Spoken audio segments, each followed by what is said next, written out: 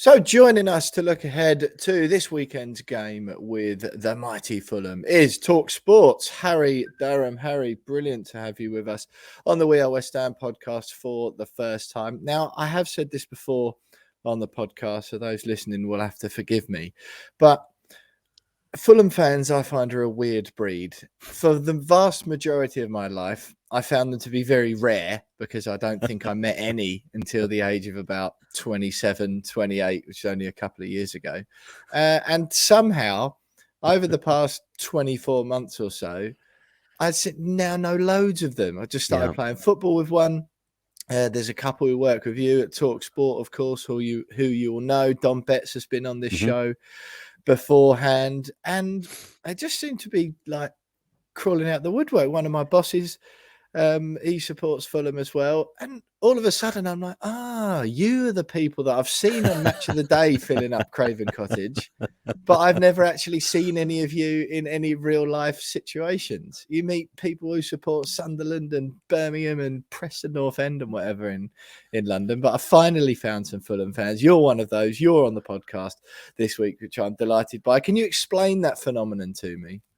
What, as in kind of like being an anomaly? Well, as in, I didn't think there were any of you, really, even though there's like 20,000 people in Craven Cottage every week who, on the whole, are cheering. I appreciate you've got the neutral zone. Yeah. But there are some people there who actually just support Fulham, aren't there? Yeah. And I'm one of them. Mind-blowing.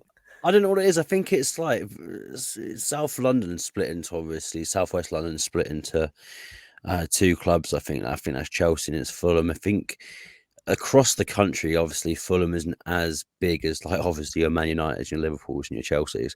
I think if you go Southwest London, you go obviously the regions of Fulham, and you go Wandsworth, and you go Tooting, and little like pockets like that, and Wimbledon. That's where you'll probably find a majority of your Fulham fans. I don't know.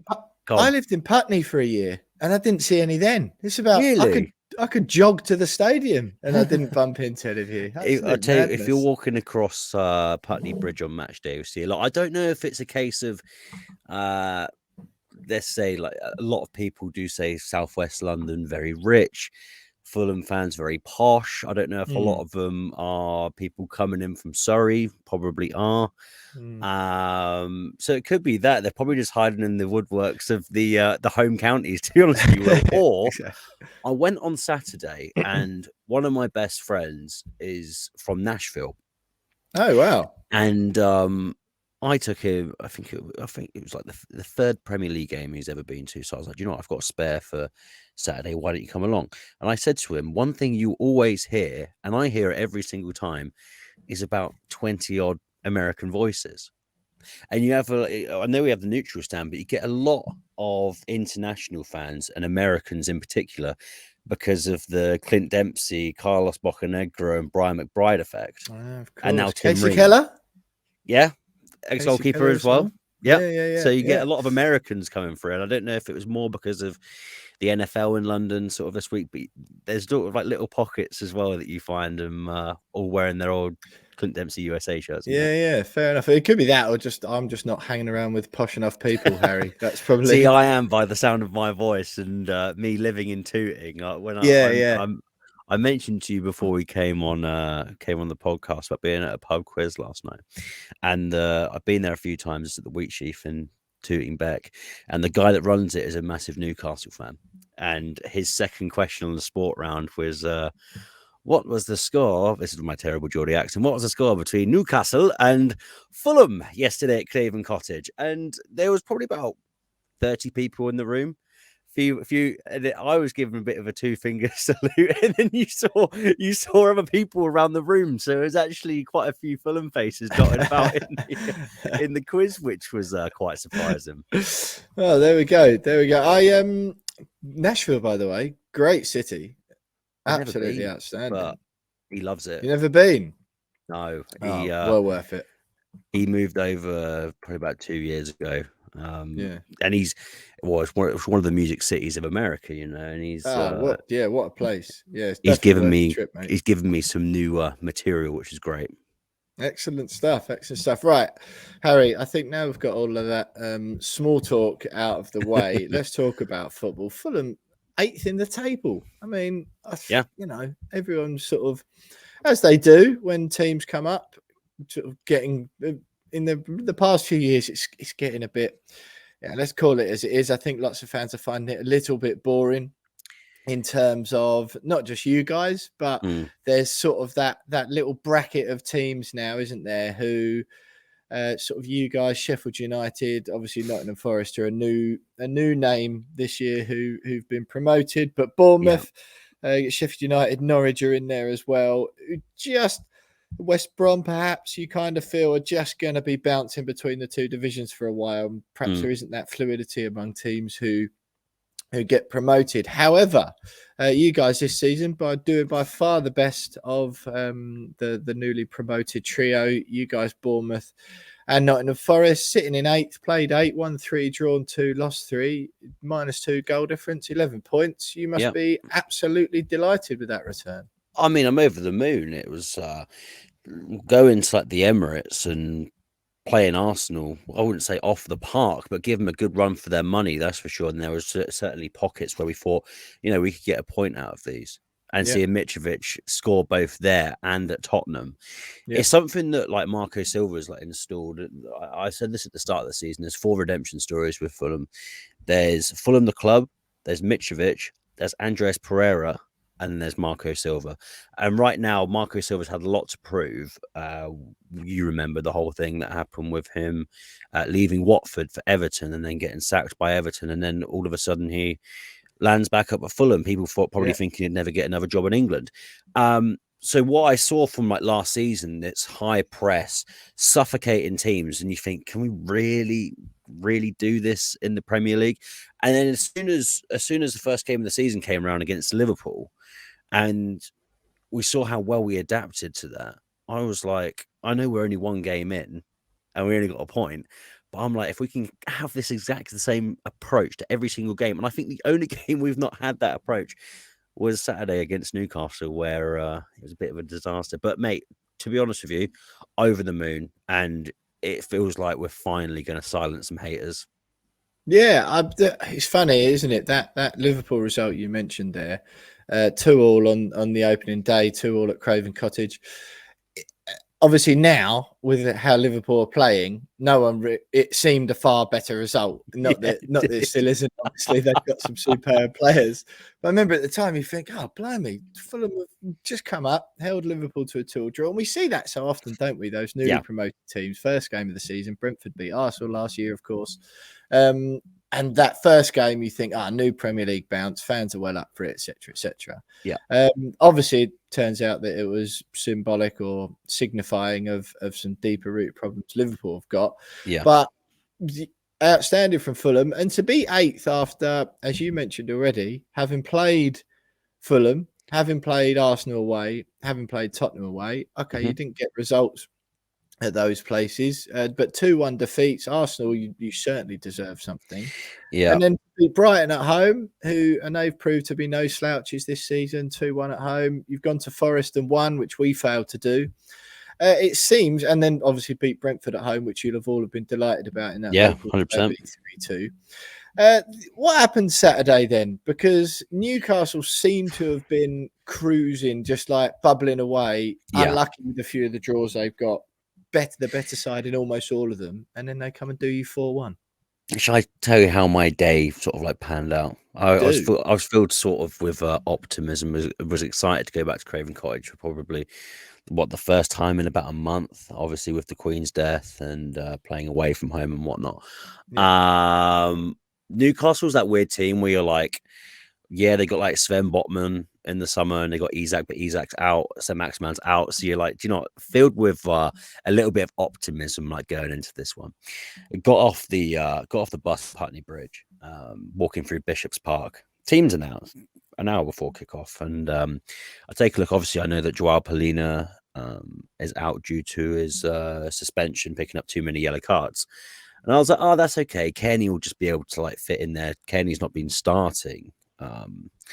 any games this season. And I was like, that's fine. Mitrovic, I know he picked up a knock. And then I saw Dan James playing on right wing instead of Cabano is literally a cult hero at this football club. He's been unbelievable. He's been unbelievable this season, last season, of course. Great first name as well. Is his first name Naiskins? Neeskins Cabano. Name. Fantastic. And then we had Livan Kajawa playing for us at left back as well, who I don't believe has played a competitive match of football in close to 2 seasons. So you've already got those question marks in your head, like, see the old PSG left back. Yeah. Oh right. Yeah. I think he's won sort of like 8 Liga titles or something like that. Yeah. I don't know if that's a case of having just better players around him to win those, or being the stereotypical, what people say, cliched farmers league or whatever. But when I saw that, I like to think I'm quite an open-minded football fan. I knew these challenges were going to come, where you'd have the likes of Polina out. You're probably going to have Mitrovic out at some point as well. And you're like, do you know what? We have to go into these games and see if all of these teams can work, because we've been so fortunate in the fact that we've been able to play kind of at the same starting lineup for the opening 6 games, and that doesn't even include Harry Wilson, who's been out. So when I saw all of them lined up, I was like, yeah, potentially this could be all right.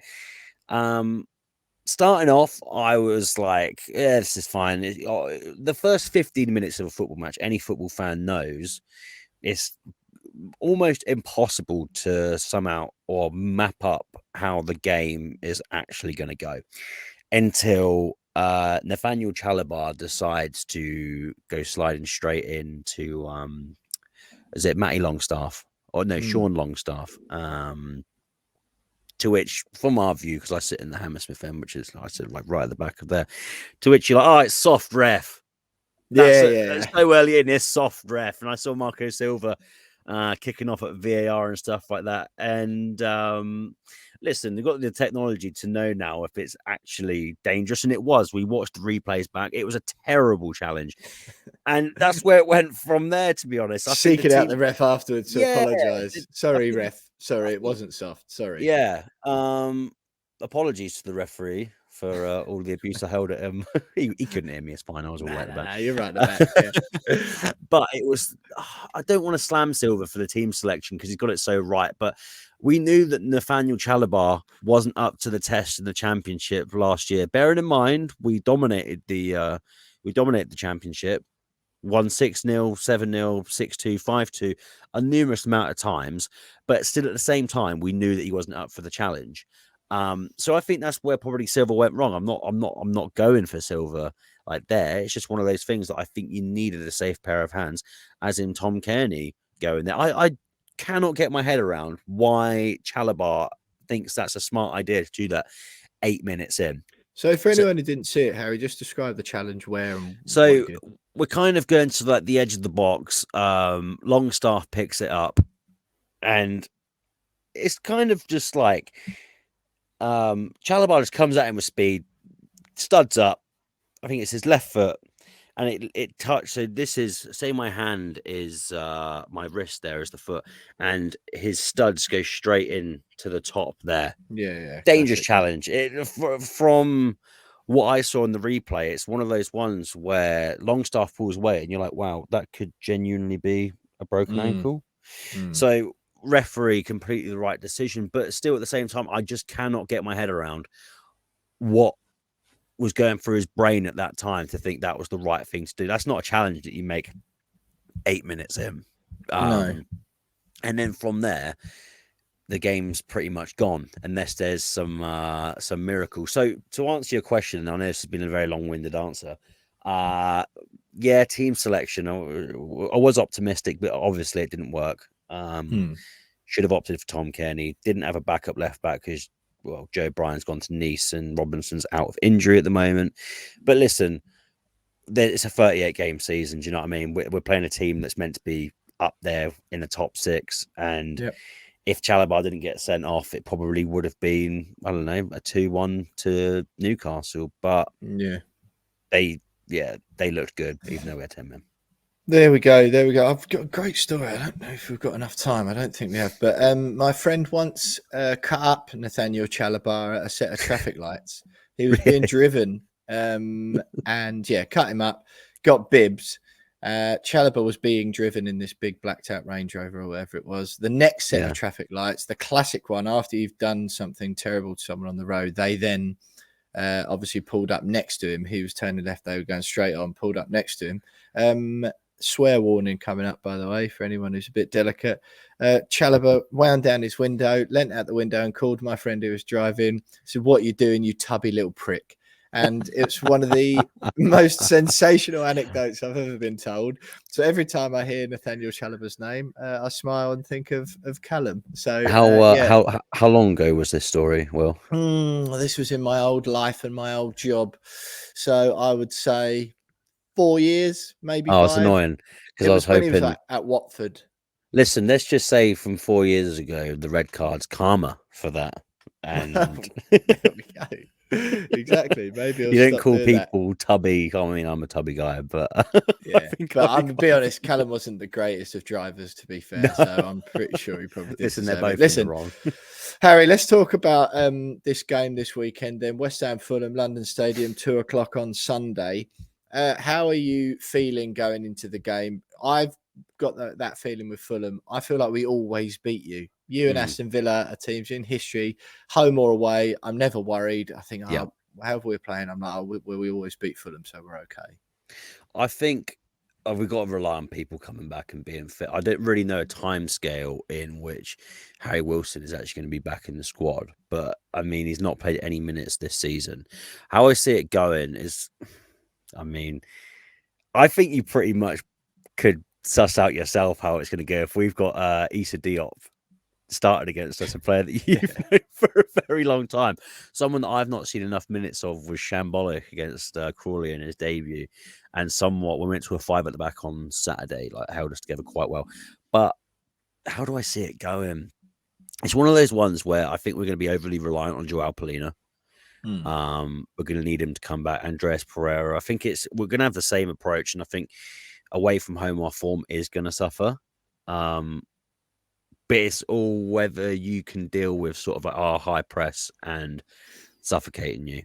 And I mean, with Polina being back, that'll be incredible. I mean, you guys will be able to witness a Champions League standard centre mid in Joao Polina playing for Fulham. And I mean, you've got a Champions League standard centre mid in Declan Rice. But yeah, I think West Ham are probably going to take this one. Yeah, 2-1 probably. And I think Scamacca, if you guys can obviously replay the press on us, Tosin's been looking shaky. If you put pressure on Tosin and make sure you're like higher press on him, the guy's got a mistake in him. I love him to bits. He has got a mistake in him. Kevin Mbabu, if he's playing at right back instead of Kenny Tete, if he doesn't really get, from what I've seen so far, doesn't really get close to his man. So whoever you've got on the left wing, could that be Cornet? Likely, yeah. He started against. He did come off injured though, so I'm not sure whether. So it'd be him or Fornals, maybe Ben Rama. I think if you're using Cornet and simple, it sounds so simple, but I think simple 1-2s. That's the one thing with Mbabu's game; he does not keep close to the winger whatsoever. He's got a bit of pace to him, fair play. But you think about how wide that West Ham pitch is as well. That I think, I think potentially, I think we'll be all right on sort of like the counter attack. But how do you think sort of like Scamacca is going to deal with sort of like big sort of, because he's a towering centre half. So who's this? Sorry, Scamacca. Oh yeah, centre forward. Yeah, he's well, we don't really press. That's the thing. Like we sit back, are happy to let teams have the ball and try and hit on the counter attack. That's Moyes' style. That's West Ham style. So it's they're not. He's mobile enough, but he's not there for that. Do you know what I mean? He's not. Yeah, I think as long as you can keep Mitrovic quiet. So he'll be back, will he, from injury? I believe so. I hope so. I mean, I've not got any inside sources. This is just coming from the brain and wisdom of Harry Durham.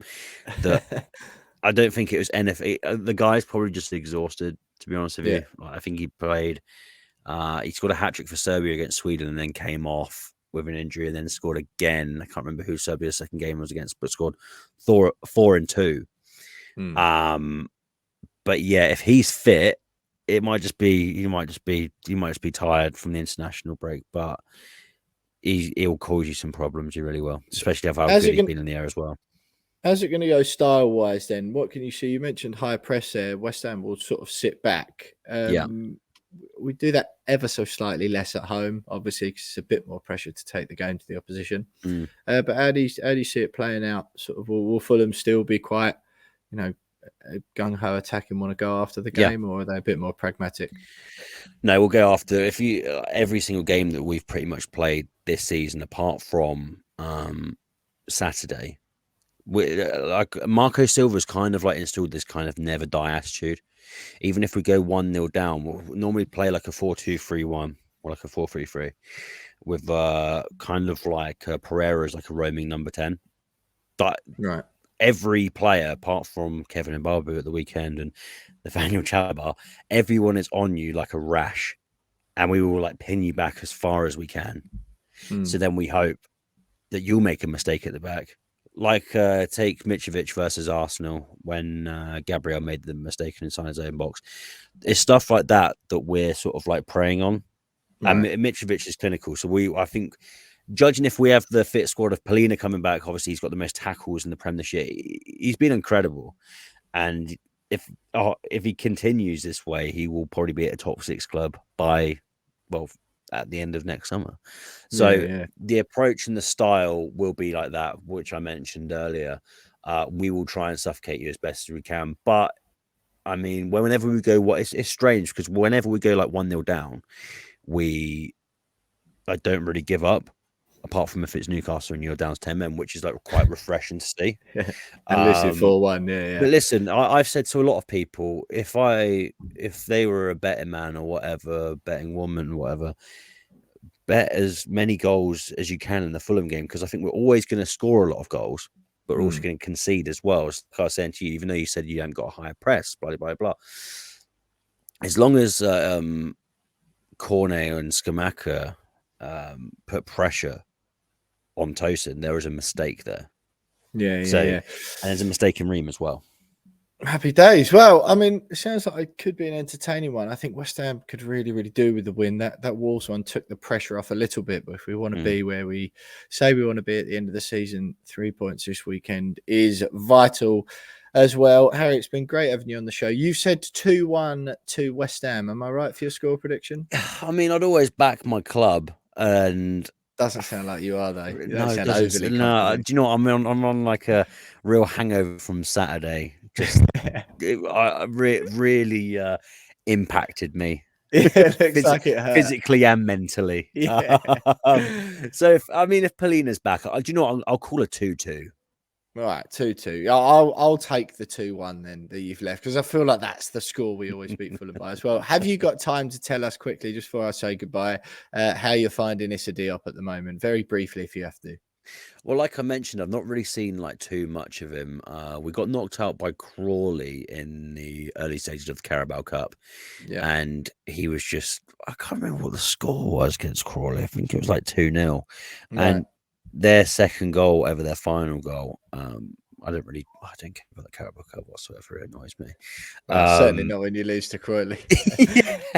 It's a big day for them. But he was just trudging around. I don't know if it was just match fitness or whatever, but it's not really what you want to see from your 15 million. I know 15 million pounds isn't big in like today's market, but still, it's not the first impression, because people remember that stuff, man. People remember that, even if it's at Crawley, if it's at Manchester United, if it's at Portsmouth, people remember that.